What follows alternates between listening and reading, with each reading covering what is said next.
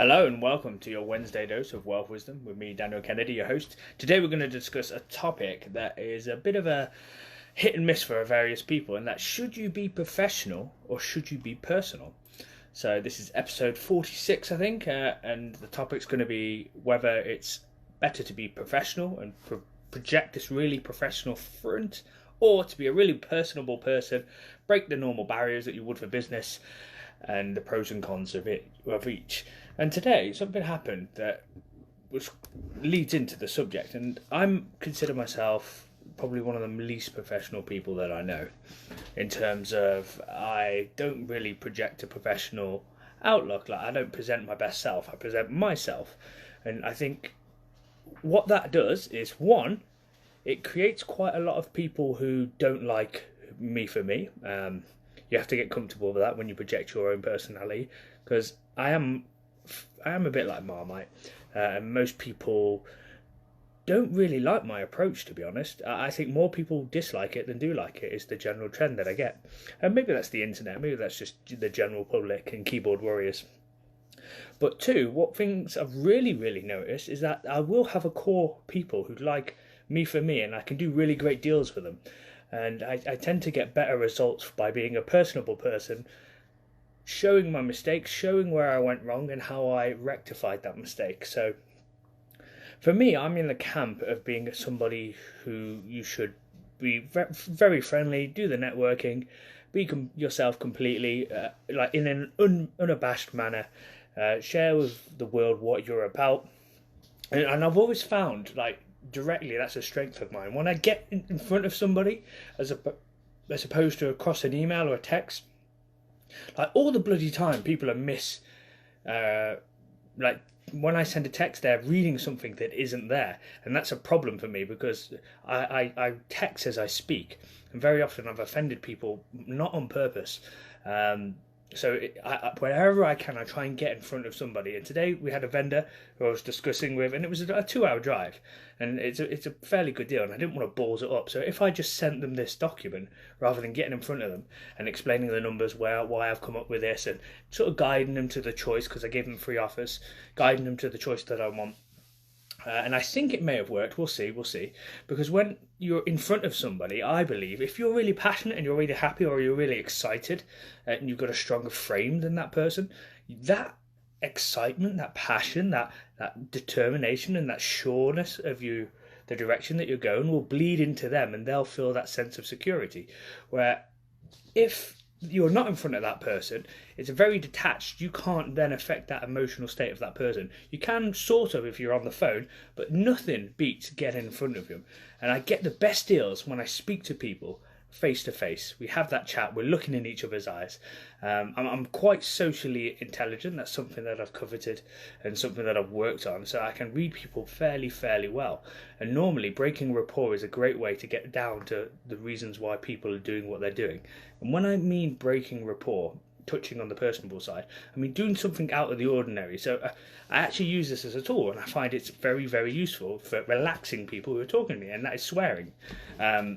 Within a few seconds, normally I'm cursing here and there, and most people don't realise I'm actually, when I meet somebody, I'll be really sort of explicit in a way so they can think, oh, this guy's an idiot, I can feel really comfortable around him, he's already broken all the professional barriers. And I'm finding it, like, it works. It really works. That's why people in the military tend to gel really well, because there's no barrier, there's no sort of like social pressure to be normal or be perform in a certain way. And as soon as you get down to the real person and what they're about, and building rapport using stories and finding ways that you can connect with that person, then you can talk business. That's always worked for me, and I think it's given me a little edge over people. But what it does mean is my business is not scalable. It never will be, because I haven't been able to cover the professional side.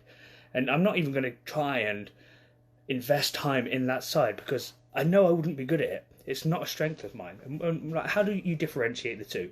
So, like, somebody who's going to source or going to manage tenants or manage like trying to scale up to a bigger scale, they're going to need to be more professional, because they're going to need to project in front to many people. They're not going to have the time or the resources to get in front of that person and build that relationship up.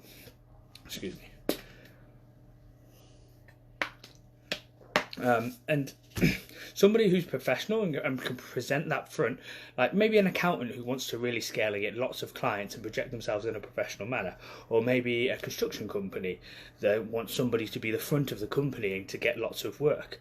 Like that's never ever going to be me, because I can't really pitch from like I can't do like a blanket pitch. I'm not. I recognise that's a weakness of mine.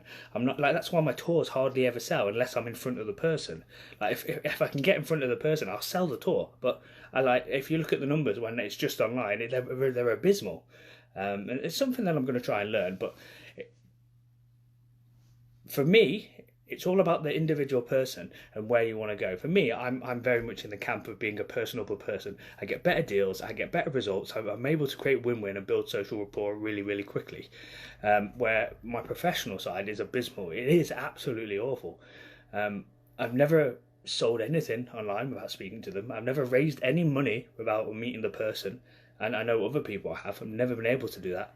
I've never had any deal be accepted without me going in to speak to the owner first. I've never had any literally I've tried to do the professional thing and scale, and it's gone wrong. Like I tried to scale and run 2 jobs and not be there all the time, and it went tits up. Anyone who chats to me, I speak about the Buttercoloured Nightmare, and there are some people that just get it. Like they're able to be like really, really professional, scale to a massive level, and somebody who is really, really good at this, and I've watched them from afar and think, right, that if I was going to do it, I'd do it that way.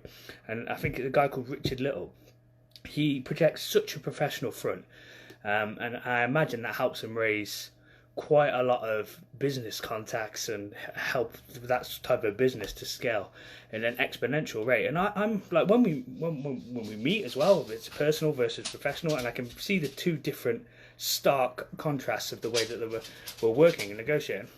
Right, Paul, how's it going? So actually, I'm going to use Paul as an example. So I get on with Paul really, really well, and there was like we were talking, we had a message, and I said, "Oh, you should do this. You should set up your company," thinking that it would be a great idea if he did it. And then he got a little bit offended because he said, "I already do that. Of course I do. Did you not see my stuff?" And that's something that tends to happen quite a lot when I speak to people over messages. They'll miscommunicate what I say, or I'll say something out of line, and it seems perfectly normal to me when I send it, but it gets read in such a different way, and I've actually lost business contacts that way. So that's why I'm always somebody who I try and stay away from emails. I try and stay away from texts. Like all the time, my tenants misunderstand what I say, and it ends up in an argument. So I always try and call. I say, "Are you free for a call?" And that's just recognizing a strength of mine. And there are pros and cons to the both. So the pros to a connection, personable person, is you're going to get more loyalty from people if you're personable. So I'll give you an example of this. I started working on a deal that I didn't even exchange on. Risky, who knows, but I had full belief that the person would still sell to me. And they did. And there was a few people that tried to gazump me as well when they heard about how much I was buying it for. And that was because I was able to build a connection, able to build rapport. That person became a friend, and I still speak to them now. Whereas a more professional firm, maybe a more professional sourcer, that's where I had the edge, even though people were offering more, because people like to do business with people that they like, and that's just simple. It is really true. But when you're a personable person, maybe it's just my personality, you're going to get more negative than you will positive. That's been the general trend for me, like vastly more negative than you will positive. So you have to take that on the chin, grow a thick skin. And then you'll get your few like core fans that'll be nice and helpful and happy, and see that you're going along in your journey. With a professional, there's sort of like always a bit of a barrier. And people who do really well when they present professional front are like your solicitors, your accountants, people who can really scale, people who provide education are really, really good at providing that professional front. And that's why I'm never really going to be able to make a go of it down that route. I'm not professional enough. And that's probably a weakness, but as long as you recognise it, you can work to your strengths. I will, however, be able to do bigger deals, I reckon, when I get in front of people and I can start negotiating, because today the person went for the deal where they get no money until the end, which is fantastic for me, because it's essentially going to be a no money down and I won't be on the loan. initially until we get to the development phase, which is it's really great for de-risking. Well, I don't know how I would have been able to negotiate that over email or over text or something like that. Oh, okay, 1 minute. My laptop just turned off. Right, let's begin again. Sorry about that. I'm recording this as well for the podcast. And like, even when I went down, I had the bloody dress wrong for the site. So he's like, "You're not buying that. That's the wrong town." And I was like, "Oh God, put bloody Wales in it." And I was able to recover from that. And this guy is a very, very professional person. And if this was over email, that could have potentially gone awry. He could have. Bro, where are you from? I'm from Birmingham in England. Me. Hope you get a bit of value from this. But then there are situations where being personal is a complete and utter, like, you shouldn't do it. You have to provide that professional front. And that can be, and it's bit me in the arse, and that's been with the planning consultants and with the building regs. I've tried to get them on side and be personable, but they've got that barrier up, and it's actually burnt us in the arse with me trying to joke with them and sort of like pull it back and try and get the outcome that I want. And that's something that I'm still learning. So for me, I'm in the camp of personal when you're dealing with vendors, when you're dealing with trades, when you're dealing with building or building suppliers. But when you're dealing with the professional people, it can go one of two ways. It can be really, really great if they like you as a person, but be aware that generally most people tend to err on the negative side, especially if you're on this sort of abundant sort of mindset, thinking about rather than scarcing, trying to collaborate with people, and instead of trying to get everything from somebody, trying to make money from them regardless, make money with them. Recognize that most people are in the camp where they make money from people, and you can clash if you're very personable, where if you can project this professional front, you can work with those people.